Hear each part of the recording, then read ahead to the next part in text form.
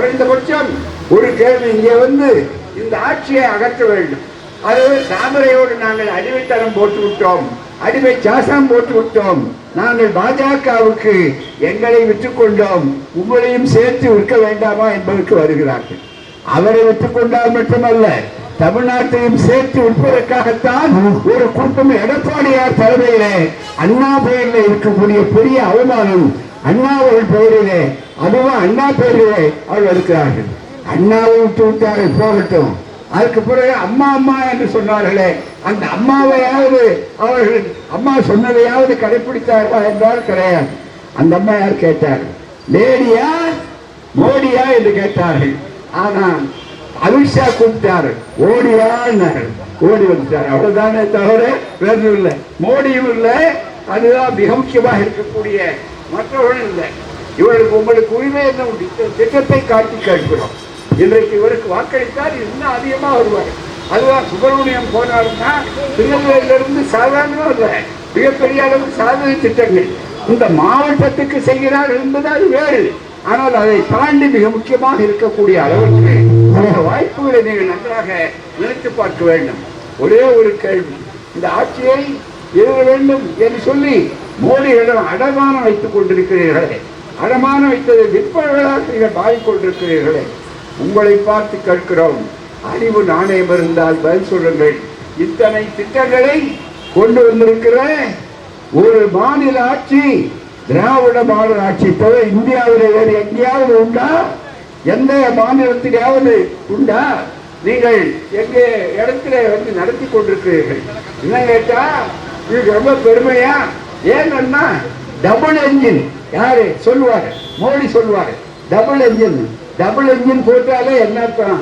இந்த single engine இந்த double என்ஜின்ல எத்தனை 3 என்ஜின் பார்த்தாலும் இந்த வேகத்துக்கு வராது. டபுள் என்ஜின் போட்டாலே என்ன அர்த்தம்னா ஒரு இன்ஜினால இழுக்க முடியலன்னு அர்த்தம். ஒரு இன்ஜின் வேலை செய்யுமாங்கிறது சந்தேகம். அதனாலதான் அவர் இருக்கிறாரே தவிர வேற கிடையாது. இங்க இந்த சிங்கிள் என்ஜின் இருக்கிறது, இது சாதாரணம் அல்ல, இது பல வேகமாக போகக்கூடியது. இதனுடைய வேகத்துக்கு ஈடுபட முடியவில்லை. அப்போது கூட ரயில்ல சொன்னா கூட தமிழ்நாட்டில் நம்ம காலத்தில் ஆட்சியில அதுவும் காங்கிரஸோடு சேர்ந்து ஐக்கிய முற்போக்கு கூட்டணியில இருந்த சூழ்நிலையில என்ன நடந்தது என்று சொன்னால் மிகப்பெரிய அளவில் நண்பர்களே, அவர்கள் ரயில் எப்படி இருந்ததுன்னா பல்லவன், பாண்டியன், சேரன் இப்படி பேர் வச்சாங்க. இப்ப பாத்தீங்கன்னா வந்தே பாரத், அது என்ன வாயில நுழையாது மிகப்பெரிய அளவில்.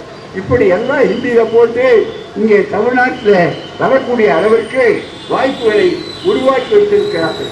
அது மட்டுமல்ல, திருநெல்வேலிக்கே எடுத்துக்கொண்டால் இந்த 3200 ஆண்டுகளிலே மிகப்பெரிய அளவிற்கு பழம்பெருமை 3000 ஆண்டுகளில் தெரியக்கூடிய கொரோனை திட்டம் என்பதை நம்முடைய திராவிட மாடல் ஆட்சி செய்து இந்த திருநெல்வேலிக்கே ஒரு பெருமையை உண்டாக்கிய ஒரு ஆட்சி மீண்டும் வர வேண்டுமா இல்லையா? தயவு செய்து எண்ணி பார்க்க வேண்டும். எனவே நான் நமக்காக, நம்முடைய மக்களுக்காக, நம்முடைய சந்ததிக்காக இந்த ஆட்சி வர வேண்டும். அது மட்டுமல்ல, பொருளை அருங்காட்சியகத்தை உருவாக்கியது மட்டுமல்ல, பெருமாள்புரத்திலே புதிய தகவல் தொழில்நுட்பம் என்று ஐடி பார்க்கை உருவாக்கக்கூடிய அதை அறிவிப்பு செய்திருக்கிற ஆற்றல் ஆளுமை ஸ்டாலின் ஆட்சிக்கு உண்டு. வேறு எந்த ஆட்சிக்கு அந்த வாய்ப்புகள் கிடையாது.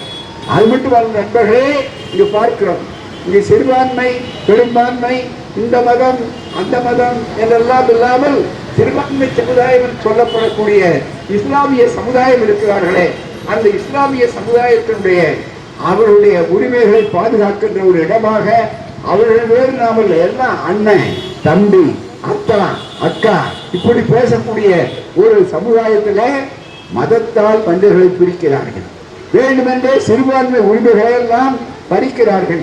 எல்லா துறைகளிலும் அதை கட்டி காப்பது இன்றைக்கல்ல. பெரியார், அண்ணா, காயிதே கலைஞர், இன்றைக்கு ஸ்டாலின் என்று இத்தனை வரக்கூடிய இந்த ஆட்சி எல்லா மக்களுக்கும் பொதுவான ஆட்சி என்று பார்க்கிறோம். எனவே இந்த மதம் அந்த மதம் என்றல்ல, எந்த மதத்துக்கும் நமக்கு விரோதிகள் அல்ல. இன்னும் கேட்டால் சமூக நீதி என்று சொன்னால் அனைவருக்கும் அனைத்தும், இதுதான் சமூக நீதி. ஆனால் அவர்களுடைய தத்துவம் இல்லை இல்லை, இது எங்களுக்கு மட்டும்தான், எல்லாமே எங்களுக்கு தான் என்று சொல்லக்கூடிய அளவுக்கு வந்தார்கள்.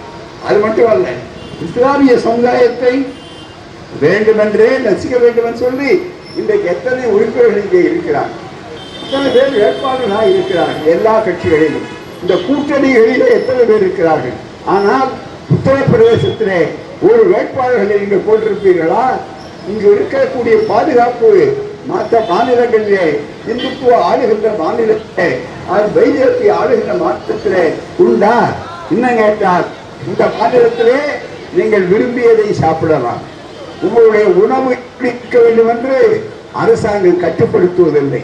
ஆனால் அங்கே உணவு கூட இதைத்தான் சாப்பிட வேண்டும், நாங்கள் சொல்வதைத்தான் உடுத்த வேண்டும். உணவு என்று சொல்லக்கூடிய உரிமைகளை பறித்து இருக்கிறவர்கள் வருகிறார்கள். எப்படியாவது ஏமாற்றி அடிமைகள் சேவகத்தை பயன்படுத்தி நாங்கள் வரலாம் நினைக்கிறேன். அதுபோல இஸ்லாமிய கிறிஸ்தவர்கள் இல்லையானால் நமக்கு இந்த சிறுபான்மையில எப்படி இஸ்லாமிய சகோதரர்கள் முக்கியமாக சமூகத்தில், அதுபோல கிறிஸ்தவ சமுதாயத்தை எடுத்துக்கொண்டால் அவர்கள் இல்லையானால் நம்ம இத்தனை கல்வி நிறுவனங்கள் வந்திருக்க முடியாது. பக்கத்தே இருக்க பாளையங்கோட்டையை எடுத்துக்கொண்டாலும் மிகப்பெரிய அளவிற்கு கல்வி நிறுவனங்கள் வந்திருக்க முடியாது. ஆனால் அதே நேரத்தில் அவர்களுடைய கல்வி நிறுவனங்கள் நடக்கக்கூடாது என்று சொல்லி இப்போது ஒரு புதிய சட்டத்தை கொண்டு வந்திருக்கிறார். கேரளாவிலே இருக்கிற தேர்தல் முடியணும், இந்த தேர்தல் முடியணுங்கிறதுக்காக சமீபத்தில் ஒட்டி வைத்திருக்கிறார்கள். அதை முதுகெலும்போடு கண்டிக்கக்கூடிய முதலமைச்சர் தான் ஸ்டாலின் என்ற மாமனிதர். இப்படி சிறுபான்மை சமுதாயம் அல்ல, பெரும்பான்மை சமுதாயம் அல்ல, எல்லாம் ஒரு பான்மையினர் எல்லாரும் நம்முடைய சகோதரர்கள். யாரும் ஒரே யாவரும் கேளீர், பிறப்போக்கும் எல்லாம் இருக்கும் என்று சொல்லக்கூடிய ஒரு சமுதாயத்தை வைத்துக் கொண்டு மதச்சார்பின்மை என்பது அதுதான், சமூக நல்லிணக்கம் என்பது அதுதான். இந்த நாட்டில் மத கலவரங்கள் கிடையாது, இங்கே அமைதி. இது மிகப்பெரிய அளவுக்கு மத பூங்காவாக, மிகப்பெரிய அளவுக்கு அமைதி பூங்காவாக இருக்கிற நேரத்தில் இதை எப்படியாவது அமளிக்காதாக ஆக்க வேண்டும் என்பதற்காக வடக்கே இருந்து வருகிறார்கள், மிகப்பெரிய அளவிற்கு வாய்ப்பை பெறுகிறார்கள். அப்படிப்பட்ட ஒரு சூழ்நிலை நண்பர்களே, நீங்கள் நினைத்து பாருங்கள். இவர்களுக்கு இங்கே வந்து கேட்பதற்கு தார்மீக உரிமை உண்டா? என்ன செய்திருக்கிறீர்கள்? இதுவரை எங்கள் மக்களுடைய நாங்கள் கொடுத்த வரிப்பணத்தை நீங்கள் தேங்கி போயிருக்கிறீர்கள். ஒரு பக்கம் விற்பனை வரியாக கொடுக்கிறோம், ஜிஎஸ்டி, வியாபாரிகள். ஆனால் அதன் மூலமாக நமக்கு பிச்சை எடுக்குவதை போல கேட்க வேண்டிய நிலை இருக்கிறது. எண்ணி பாருங்கள், இந்த திட்டங்கள்ல இதோ நம்முடைய திட்டம் இருக்கிறது, அவர்கள் இன்னும் பிஜேபி கொடுக்கல. அதுக்கு பதிலாக ஒரு சின்ன உதாரணம் சொல்லுகிறேன். அவர்கள் யாரை பார்த்து காப்பு அளித்திருக்கிறார்கள் என்பதற்கு அடையாளம் என்பதற்கு உங்களுக்கு சொல்லிக் கொடுக்கிறேன் என்றால், இது அதிமுகவுடைய தேர்தல் அறிக்கை, இது அதே நேரத்தில் திராவிட முன்னேற்ற கழகத்தினுடைய தேர்தல் அறிக்கை இருக்கிறது. இந்த தேர்தல் அறிக்கை, இந்த ரெண்டு தேர்தல் அறிக்கையும் உங்களுக்கு இது ஒன்றே அடிமைத்தனத்தை ஒழித்து தமிழரை தலைநிமிரம் செய்யக்கூடிய, தமிழரை தலைநிமிரம் செய்யக்கூடிய ஒன்று என்றால் அதுதான் திராவிட மாடல் ஆட்சியுடைய சொன்னதை செய்யக்கூடிய தேர்தல் அறிக்கை. தமிழ்நாட்டை விற்றுக் கொண்டிருப்பதற்காக இருக்கக்கூடிய அளவிற்கு இதை இருக்கிறது. இதை பார்த்து என்ன வேடிக்கை சொல்ற, எடப்பாடியார்னு ஒருத்தர் இருக்காரு. இன்னும் கொஞ்சம் நாள் ஒண்ணு, 5ஆம் தேதி ஆன ஒண்ணு, இப்ப எடப்பாடியார் சேர்த்து சொல்றாங்க.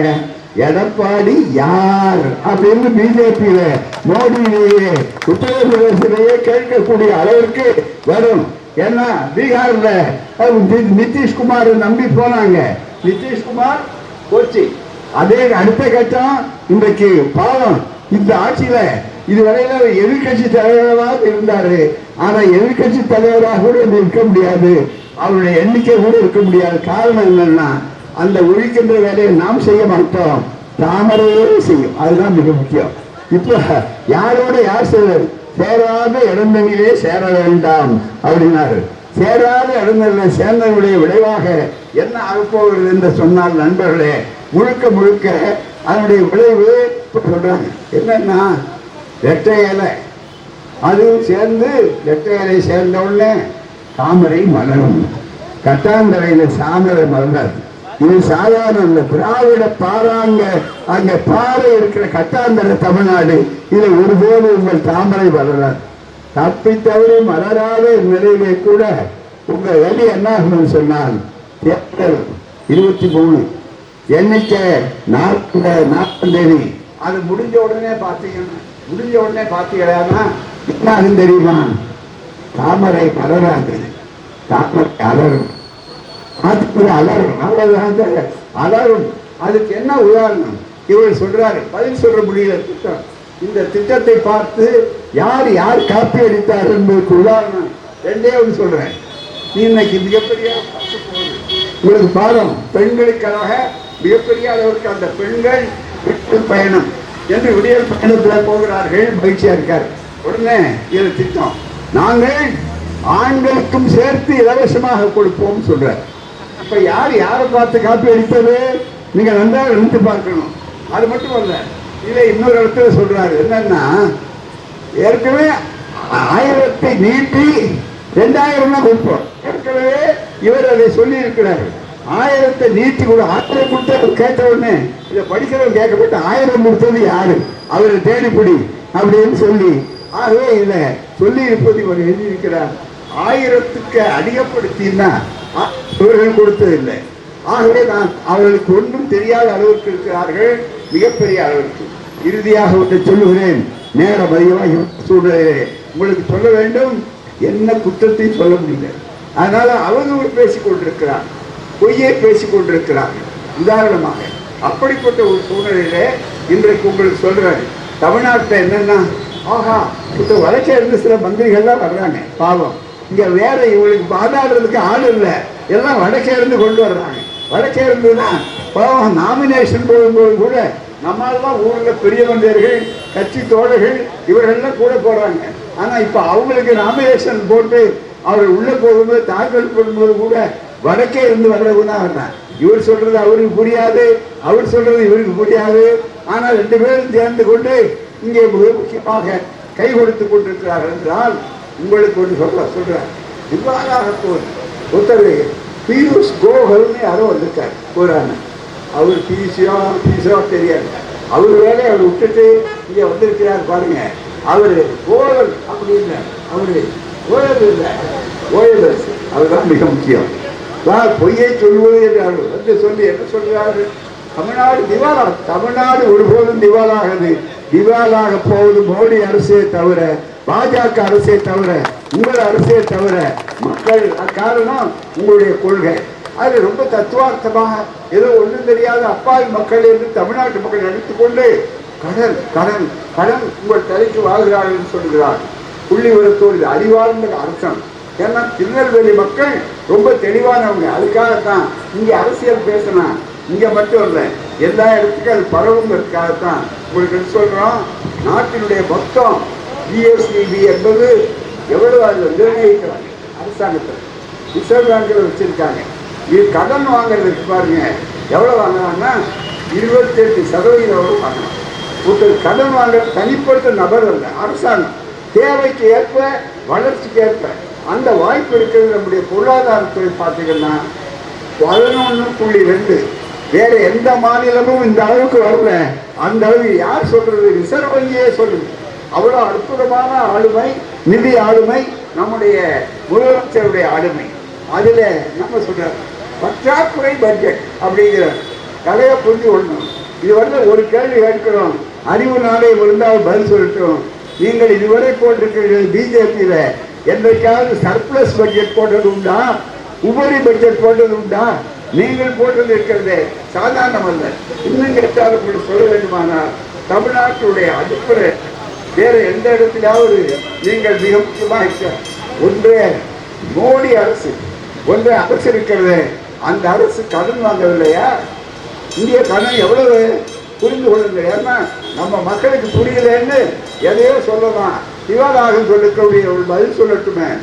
200 லட்சம் கோடி கடன் மட்டும் எது ஒன்றிய அரசு, மோடி அரசு 200 லட்சம் கோடி கடன் குறித்து வைத்துக் கொள்ளுங்க. அது மட்டுமல்ல, வட்டி மட்டும் எவ்வளவு வெட்டுறாங்க தெரியுங்களா? போய் நாங்கள் வட்டி கட்டுறோம்னு சொல்றீங்களே, நீங்கள் வாங்கின கடனுக்கு நாணயமா கட்டக்கூடிய அளவுக்கு வருவாயை உண்டாக்கி கொண்டிருக்கிறார்கள். உழைக்கின்ற நிதி மேலாண்மை. அது மட்டுமல்ல, ஒன்றிய அரசுக்கு மட்டும் அந்த அரசு ஒன்றிய அரசு கட்டுகின்ற வட்டி 13 லட்சம் கோடி. வட்டி மற்றும் ஒன்றிய அரசினுடைய மொத்த வட்டி இருக்கு பாருங்க, அது இந்தியாவுடைய வருமான வரியில 1/3 34%. இந்த யோகியர்கள் தமிழ்நாட்டை பார்த்து, முதல்வரை பார்த்து, திராவிட மாடல் ஆட்சியை பார்த்து ஏமாற்றுகிற வகையில அவதூறு பிரச்சாரங்களை இங்கே செய்து கொண்டிருக்கிறார்கள். இன்னும் கேட்டால் பொதுத்துறையெல்லாம் இவருக்கு மூலாதாரத்தில் வந்து காங்கிரஸ் காலத்தில், நேரு காலத்தில் ஐக்கிய முற்போக்கு கூட்டணி என்று அனைத்து முற்போக்கு கட்சிகள் கூட்டலும் திமுக உட்பட சேர்ந்த கட்சிகள் எல்லாம் சேர்ந்து மிகப்பெரிய அளவுக்கு பல இடங்களை பொதுத்துறை நிறுவனங்களை உருவாக்கிறார். அந்த பொதுத்துறை நிறுவனங்கள்லாம் இன்னைக்கு இல்லை, அது வாய்வாயாவது விற்கிறது ஒரு இலாக்கான்னு சொன்னார். இவர் அதையும் சொல்லாம இன்றைக்கு துறைமுகங்கள் எங்க இருக்கு? துறைமுகங்கள் பூரா கம்ப்ளீட்டா யார்கிட்ட இருக்குன்னா அதானி கிட்ட இருக்கு, மிக முக்கியமாக அம்பானி கிட்ட இருக்கு. விமானங்கள் யார்கிட்ட இருக்கு? அம்பானி கிட்ட டாட்டாக்கள் இருக்கு. சின்ன நாடு சிங்கப்பூர், சின்ன நாடு குவைத், அங்கெல்லாம் சொந்தமா விமானம் விடுறான். இங்கே விமானம் கூட ஒரு விமானத்தை, இருந்த விமானத்தை கூட விற்றார்களே தவிர இந்த யோகியர்கள் தமிழ்நாட்டு அரசாங்கத்தை பார்த்து இவர்கள் சொல்லுகிறார்கள் என்பதை நன்றாக நீங்கள் புரிந்து கொள்ளணும். ஏர்போர்ட் என்னாச்சு அதானிக்கு, ஏர் இந்தியா என்னாச்சு டாட்டாவுக்கு, அதே போல சொந்தமாக ஏர்லைன் இல்லாத சூழ்நிலைகள். எனவே தான் இப்போ ஒன்றிய அரசு கையில் இருக்கக்கூடியது. கடைசியாக ஒன்று சொல்லுகிறேன், என்னன்னா ஊழல் ஊழல் ஊழலோ ஊழல் அப்படின்னா யார் ஊழல்னு யார் தண்டிக்கப்பட்டிருக்கிறார்? எந்த ஊழல் நிரூபிக்கப்பட்டிருக்கிறதா? உங்க கையில திரிசூலத்தை வச்சு மிரட்டுறீங்க. அப்படி மிரட்டிட்டா படப்ப பழனிசாமி அன்கோவை பிடிச்சிங்க, அதுதான் மிக முக்கியம், வேற ஒன்றுமே கிடையாது. அதில் திரிசூலத்தில் என்ன ஊழல்? திரிசூலம் கடவுள் கையில் இருந்தால் அதனால ஆபத்து இல்லை, அது பாட்டுக்கு இருக்கிறோம். ஆனால் இங்கே ஏன்னா இந்த திரிசூலம் இவர்கள் கையில், ஒன்று வருமான வரித்துறை, இன்னொரு திரிசூலத்துடைய முள் எதுன்னா அங்கே சிபிஐ, இன்னொன்று மூணாவது அமலாக்கத்துறை. இந்த மூணையும் காட்டி மிரட்டி தான் அடிமைகளெல்லாம் துடிக்க வச்சிருக்கிறாங்க. ஆனால் இந்த திரிசூலத்துக்கெல்லாம் பயக்கூடியவர்கள. டெல்லியை நான் எதிர்ப்பேன், டெல்லியை எதிர்ப்பதுதான் என்னுடைய வேலை, ஆதிக்கத்து இடம் இல்லை, ஒருபோதும் டெல்லிக்கு அடிபடிய மாட்டேன் என்று சொல்லக்கூடிய முதுகெலும் உள்ள முதலமைச்சர் தான் முத்துவேல் ஸ்டாலின், முத்துவேல் கருணாநிதி ஸ்டாலின். இந்த முதுகெலும்பு சுயமரியாத இயக்கம், இது பெரியார் மண், இது மிக முக்கியமாக அண்ணா உருவாக்கியது. எனவே திராவிட இயக்கம் தெளிவாக இருப்பது மட்டுமல்ல, அந்த உணர்ச்சியை இருக்கிறோம். அரசியாவது சொல்றேன், இந்த அமலாக்கத்துறையில எத்தனை வழக்குகளில் நீங்கள் வெற்றி பெற்றிருக்கிறீர்கள்? வழக்கு போட்டீங்களா? வெற்றி பெற்றிருக்கிறீர்களா? 100 வழக்குகள் போட்டால் 1% கூட இதுவரை தீர்ப்பு வாங்கல. அதே மாதிரி ராஜா மீது 2 போட்டு 0 போட்டான். மிக முக்கியமாக கடைசியில் என்னாச்சு? ராஜ்யம் நம்ம கையில், 0 அவங்ககிட்ட. இதுதான் இருக்கக்கூடிய அளவுக்கு வந்தது. அதே மாதிரி நண்பர்களே, இப்போ கூட நேற்று வந்திருக்கிற 3 உதாரணம், நான் பழைய உதாரணங்கள் எல்லாம் சொல்லலை, நேரம் அதிகமாகி விட்டது. நண்பர்களே, 3 செய்திகள் சொல்லட்டும். ஊழல்னு சொல்லக்கூடிய எந்த ஊழல் திமுக அமைச்சர்கள் மீது நீங்கள் வழக்கு போடலாம். திமுக அமைச்சர்கள் மீது நீங்கள் ஊடகங்கள் மூலமாக அல்லது உங்களுடைய சர்ச் சொல்லக்கூடிய இதை வருமான வரி சோதனை அதை சொல்லி அவர்களுடைய ஒரு புகழை கெடுக்கலாம், பெருமையை தடுக்கலாம். ஆனால் அதெல்லாம் செய்தால் எங்கேயாவது கோர்ட்டில், உச்ச நீதிமன்றத்தில் நீங்கள் வென்று காட்டி இருக்கிறீர்களா? இதுவரை அதுக்கு பதில் சொல்ல வேண்டும். நாணயம் மிக்கவர்கள். உதாரணம் உங்களுக்கு 3 நாட்களில் வந்த செய்தி சொல்லுங்கள். பொன்முடி மீது குடும்பத்தோடு சேர்த்து வழக்கு போட்டாங்க. இல்லை 2 நாளைக்கு முன்னால் வழக்கு பொய் வழக்கு என்று சொல்லி வெளியே வந்து பொன்முடி நிரபராதி என்று ஆக்கப்பட்டிருக்கிறது. அதுபோல துரைமுருகன் மீது, ஏன்னா திமுகவை தேர்தல் நேரத்தில் அழிக்கணும் என்பதற்காக உடனே அவர் மீது இதேபோல வழக்கு போட்ட போது உச்ச நீதிமன்றம் ஸ்டே கொடுத்து நிறுத்தி வச்சிருக்கு. அது எல்லாத்தை விட பாண்டிச்சேரிக்கெல்லாம் பொறுப்பாக நடத்துறாரு பாருங்க, ஜெகத் ரட்சகன் எம்பி. ஜெகத் ரட்சகன் வீட்டில் பறிமுதல் செய்து 86 கோடி எல்லாவற்றையுமே செய்து எடுத்துக்கொண்டார்கள். அதை திருப்பி கொடுங்கன்னு சொல்லி அந்த வழக்கு செல்லாது என்று 3 நாளைக்கு முன்னாலே உச்ச நீதிமன்றத்துடைய தீர்ப்பு வந்திருக்கிறது. இதையெல்லாம் உங்களுக்கு சுட்டி காட்டினார். உங்களால் பதில் சொல்ல முடியுமா? எனவேதான் ஊழல் என்று சொல்வது, கடன் அதிகமாகி வாங்கிவிட்டான்னு சொல்வது அவதூறு பிரச்சாரத்தை தவிர உண்மையில் இல்லை, ஆதாரபூர்வமான செய்தி இல்லை. இவைகளை கண்டு நாம் ஏமாந்து விடக்கூடாது. கடைசியாக சொல்லுகிறேன் நண்பர்களே, எனக்கு வயது உங்களுக்கு சொல்லி இருப்பார்கள் 93 வயது. இந்த 93 வயதுல நான் பார்க்காத தேர்தலே கிடையாது. 1வது தேர்தலிருந்து இது 17. அதுக்கு முன்னால ஒரு தேர்தல் இருந்தது, அது பல பேருக்கு தெரியாது. இந்த கணக்கில் வராத தேர்தல், அது பச்சை போட்டி வஞ்ச போட்டி, அதையும் பார்த்த நான் மாணவ பருவத்தில் இருந்தது. சொல்லும்போது நண்பர்கள் ஏன் இப்ப பேசுறோம், ஏன் உங்களை பார்த்த உடனே உற்சாகமா பேசுறேன், இன்னும் பேசிட்டு இருக்காருன்னு அவங்க ஞாபகம் கொடுக்குறாங்க, நேராச்சு எழுதுறாங்க.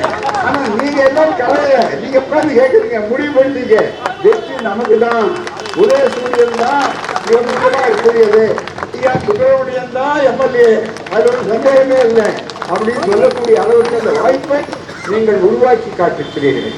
ஏனென்றால் நண்பர்களே, திராவிட கழகம் கூட்டணியில் இருக்கு அப்படின்னா ஏதாவது ஒரு இடம் உண்டா? தயவுசெய்து நாங்கள் ஏதாவது கேட்டுப்போமா? பஞ்சாயத்து தேர்தலில் கூட நாங்கள் நிற்க மாட்டோம், வெறும் பஞ்சாயத்து தேர்தலில் கூட நிற்க மாட்டோம்.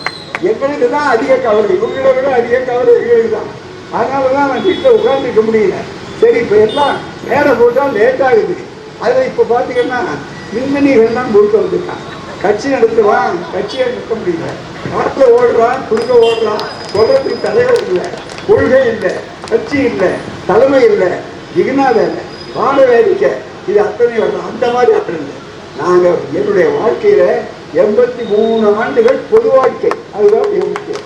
93 வயசுல அந்த நேரத்தில் நாங்கள் கேட்கிறோம் தான், எங்களுக்காக இல்லை. இது என்ன தவிர பெரியார், அண்ணா, காய்தேமல், நீதி கட்சி தலைவர்கள் இவங்கெல்லாம் அறுபாடுபட்டு தான் குலக்கல்வி திட்டம் அது மாதிரி படிக்கக்கூடாதுன்னு சொல்றது நம்ம பிள்ளைகள் படிக்கிறாங்க. நம்ம பெண்கள் இன்னைக்கு பெரிய பதவிகள் இருக்காங்க. இதையெல்லாம் அழிக்கிறதுக்கு தான் வர்றேங்கிறான் தமிழ்நாட்டு தேர்தல். இதையெல்லாம் ஒழிக்கிறதுக்காக தான் மீண்டும் எங்களை அனுப்புகிறாங்கிறான். அதுக்கு நல்ல விமர்சகர்களை, நல்ல அடிமைகளை, சர்வ அடிமைகளை சொல்லுங்க. ஆகவே தான் மக்கள் ஏமாந்து வரக்கூடாது. ஏனென்றால் சில நேரங்களில் மிஞ்சி வானவேடிக்கை பார்த்த உடனே சின்ன பிள்ளைகள் வானவேடிக்கை பார்த்தா உச்சரிக்கிறோம். ஆனால் சின்ன பிள்ளைகள் வானவேடிக்கை ஆட்சி நடக்காது. என்ன எல்கேஜி படிக்க போறாரு, அவர் உடனே சொல்றாரு, நான் எல்கேஜி பாஸ் பண்ணனா இல்லையா, நான் தான் பிரின்சிபால் ஆகணும் கட்சிக்கு கேட்டா, அதை விட எவ்வளவு கோபாடித்தனம் இருக்கும். அப்படித்தான் சில பேர் கட்சி நடத்திட்டு இருக்காங்க. பேரை சொல்றது கூட தகுதி இல்லை, அதுதான் மிக முக்கியம். ஆகவேதான் எல்ஜிக்கு அதான் எல்கேஜிக்கு போய் சேர்ந்த மாணவன் பிரின்சிபால் ஆகணும் எடுத்த உடனே அப்படி கேட்டா எவ்வளவு கொச்சையோ. அது மாதிரி நேற்று ஒரு கட்சி நடத்த முடியல, ஒன்றும் சொல்ல முடியல, பேர் சொல்ல முடியல, ஒழுங்க சொல்ல முடியல, சொத்தை பற்றி திருத்த முடியல. அது மட்டுமல்ல, கையெழுத்து போடுறதை கூட இந்த வருஷம் அந்த வருஷம்னு சொல்ல முடியல.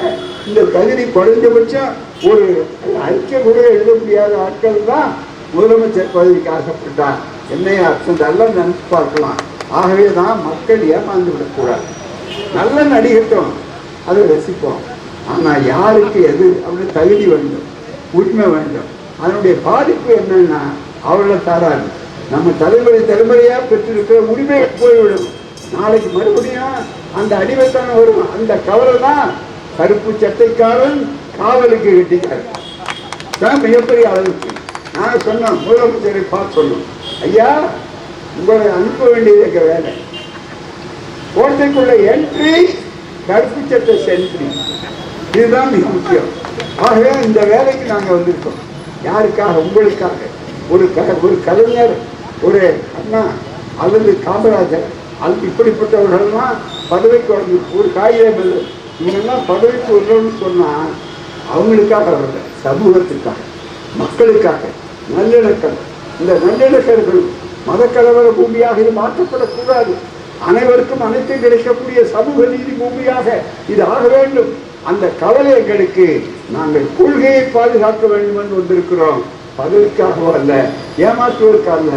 நீங்கள் தவறி போய் கூட ஏமாந்து விடக்கூடாது என்பதற்காக, எச்சரிக்கை செய்வதற்காக வந்திருக்கிறோம். தோழர்களே, ஏமாந்து விடக்கூடாது. ஸ்டாலின் முதல்வராக வேண்டும் என்று சொல்வது ஸ்டாலினுக்காக, உங்களுக்காக, நமக்காக, வருங்கால சந்ததிக்காக. அதை மறந்து விடாதீர்கள். எனவே உதயசூரியன் நமது சின்னம். அதுபோலவே கூட்டணியில் இருக்கிற அத்தனை தோழர்கள், எல்லா கட்சிக்காரர்களும் உற்சாகத்தோடு இருக்கிறார். இந்த கூட்டணி பலம் வாய்ந்த கூட்டணி. மற்றது கூட்டணி, அவ்வளவுதான். இது கூட்டணி மற்றவர்கள் கூட்டு அணி, அவர்கள் கூட்டாடி கொண்டிருக்கிறார்களே தவிர பெறல. எனவே கொள்கைக்கும் அது பதவி வேட்டையாளர்களுக்கும் அடிமைவாசிகளுக்கும் தான் போராட்டம். எனவே திராவிடம் வெல்லும், திராவிட மாடல் வெல்லும். மீண்டும் ஸ்டாலின் நிச்சயம் வருவார். 5ஆம் தேதி பிறகு நல்லாட்சியை தருவார். மீண்டும் தொடரும். எல்லோரும் எழுந்திருப்போம். நன்றி, வணக்கம்.